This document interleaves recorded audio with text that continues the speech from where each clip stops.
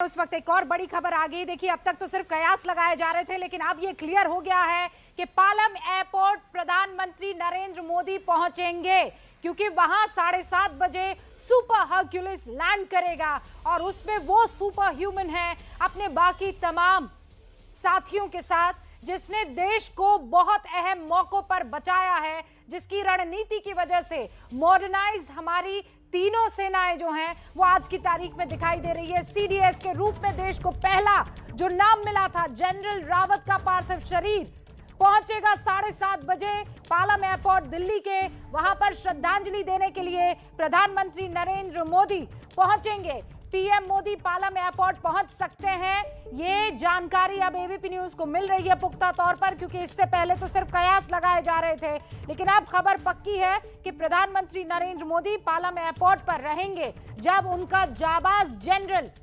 पहुंचेगा।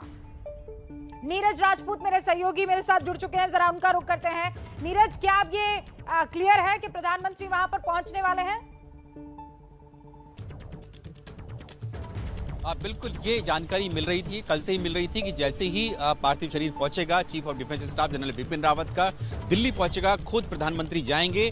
और रूबिका, जैसे आपने खुद कहा, एक जंगी लाट साहब थे जनरल बिपिन रावत, और प्रधानमंत्री नरेंद्र मोदी या सरकार, मोदी सरकार हो, उनके लिए एक मिलिट्री एडवाइजर के तौर पर सीडीएस का रोल था। इसीलिए बहुत ज़्यादा भरोसा करते थे प्रधानमंत्री नरेंद्र मोदी जनरल बिपिन रावत पर। रक्षा मंत्री भी खुद करते थे, जितने भी फैसले लिए जाते थे मिलिट्री रिलेटेड, वो सारे के सारे जनरल बिपिन रावत की ही जितनी भी उनसे चर्चा के साथ ही ली जाते थे, उन पर बहुत ज़्यादा भरोसा किया जाता था। क्योंकि हम लोग सब जानते हैं कि किस तरह की भूमिका पिछले 5-6 साल से जनरल बिपिन रावत देश की सुरक्षा के लिए, रक्षा सुरक्षा दोनों के लिए निभा रहे थे, चाहे फिर वो एक्सटर्नल फोर्सेज हो, पाकिस्तान हो, चाइना हो, एलओसी या इंटरनल सिक्योरिटी की बात करें, कश्मीर की बात करें, तो जितने बड़े जो रिफॉर्म्स, डिफेंस रिफॉर्म्स लाने की कोशिश कर रहे थे, थिएटर कमांड लाने के लिए जो प्रधानमंत्री मोदी की विजन था, उसको इंप्लीमेंट करने का काम जनरल बिपिन रावत कर रहे थे। और इसीलिए माना जा रहा है कि प्रधानमंत्री नरेंद्र मोदी यहां पहुंचेंगे, जहां इस वक्त मैं खड़ा हूं पालम एयरफोर्स स्टेशन में।